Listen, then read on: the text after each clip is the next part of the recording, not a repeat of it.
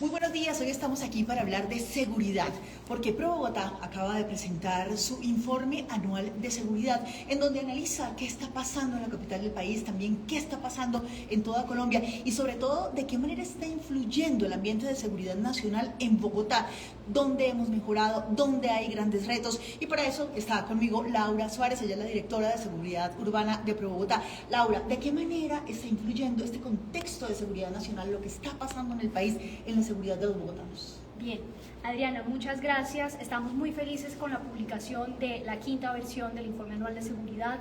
El contexto nacional es muy importante para entender la seguridad en las ciudades, no solo en Bogotá, sino de manera generalizada. ¿Por qué?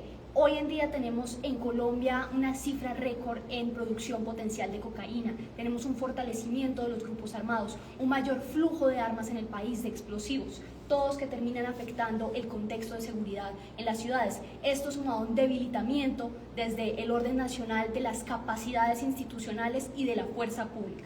Esto lo que implica es que hay mayor flujo de dinero, mayor narcotráfico, mayor cantidad de droga, digamos, en el mercado, circulando por las calles. Y usted lo acababa de decir, Laura, esto de alguna manera fortalece la actividad criminal. Hay más armas en Bogotá circulando y, digamos, esta criminalidad que nos está afectando es una criminalidad que hoy está más organizada. Así es, entonces tenemos más armas en el territorio, esto lo que genera es más violencia, más armas significa más oportunidad para el homicidio y más violencia. Y esto lo que significa es que vamos a tener cifras más altas de homicidio relacionados al sicariato. Eso, hablemos específicamente de eso. ¿Cuáles son esos delitos que en Bogotá definitivamente no hemos podido reducir, que han venido en aumento y que afectan pues la vida de todas las personas que estamos aquí en Bogotá? Bien, en primer lugar tenemos la extorsión, que sube más o menos un 60%, homicidios un 11% y un tema que afecta a las mujeres de la ciudad en su mayoría, la violencia intrafamiliar y los delitos sexuales, que ambos tienen crecimientos entre el 20 y el 30%. Estas son violencias, sobre todo lo que tiene que ver con delitos sexuales y lo que tiene que ver con violencia intrafamiliar, que de algún modo siembran violencia para el futuro. Es decir, estas cosas afectan no solamente la seguridad de hoy, sino que implican también posibilidades de no reducir esa violencia en el futuro. Así es, la violencia en los hogares lo que genera es que trae a los niños en sus mismas casas conductas violentas que van a repetir no solo en sus hogares, sino que además van a llevar a sus colegios, a sus compañeros, que hace que los colegios sean un escenario violento, pero además que sea mucho más probable que estos niños se unan a estructuras criminales que les ofrecen esta violencia, pero en otros términos mucho más criminales, lo que puede afectar la seguridad no solo en el corto plazo, sino que además en el largo plazo. Laura, usted mencionaba ahora el tema de los homicidios, que sin duda es uno de los factores que hace que las personas se sientan más inseguras.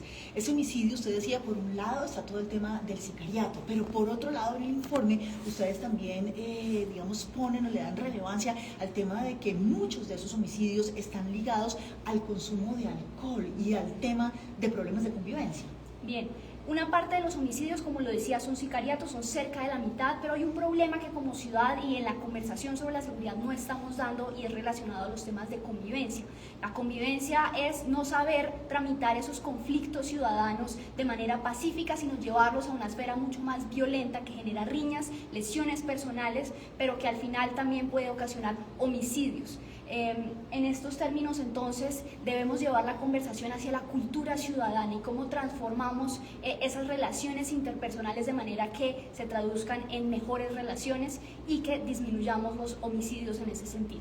En el tema de la extorsión, que usted lo mencionaba como el delito que más ha aumentado en Bogotá, ¿cuáles son las circunstancias en que se está presentando esa extorsión? Y sobre todo porque lastimosamente y de manera histórica hemos visto que estas cifras de extorsión pues no reflejan la realidad, casi siempre están muy por debajo de lo que está pasando.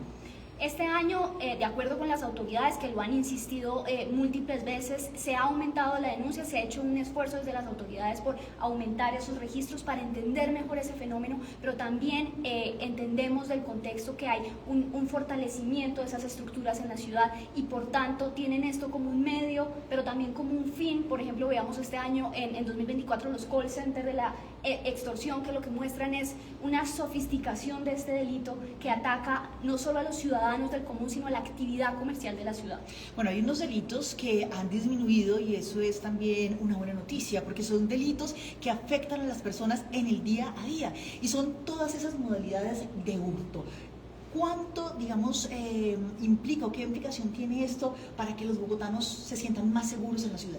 Bien, cuando hablamos de hurto siempre nos referimos a este como el delito que más impacto tiene en la percepción ciudadana, porque un hurto es lo que más le puede pasar a alguien que toma el transporte público, que habita la ciudad, que habita las calles.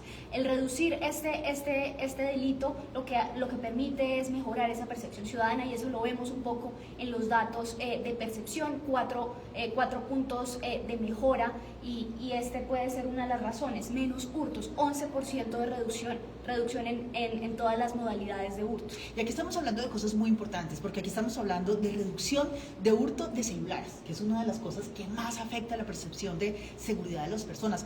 Hurto automóviles, hurto de motocicletas, incluso hurto de bicicletas. Pero hagamos un zoom en ese tema de hurto de automotores, sobre todo porque hay una cosa en el informe que llama mucho la atención, y es que estos hurtos están ligados a lo que el informe llama de oportunidad, porque la gente deja el carro o la moto en lugares que no son seguros. Bien, entonces este delito se relaciona a la oportunidad, como explicaba Adriana, y eso significa que se da en contextos en los que hay vehículos mal parqueados. Los criminales aprovechan esta situación y cometen el delito relacionado al hurto, tanto de motocicletas como de vehículos automotores.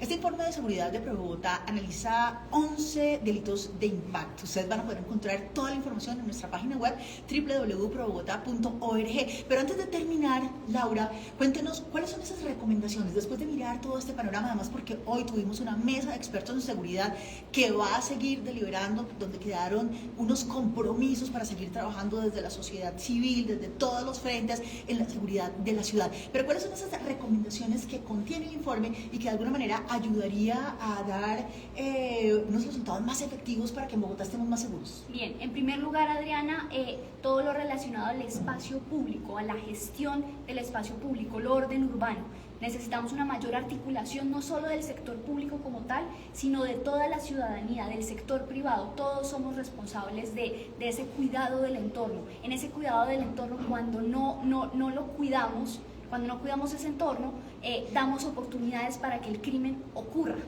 Asimismo, también observamos una necesidad para mejorar, fortalecer la capacidad de fuerza pública. Es difícil porque como ciudad estamos bajo unas competencias en las que como distrito no podemos desarrollar modelos propios, pero tenemos que empezar vamos a tener que evaluar esa nueva estrategia del distrito relacionado con guardianes del orden, pero al mismo tiempo cómo vamos a involucrar la seguridad privada, que justo en la mesa hablábamos que es una gran capacidad de la ciudad, pero adicionalmente cómo usamos la tecnología y cómo entre todos empleamos el autocuidado para mejorar esas capacidades de seguridad en la ciudad.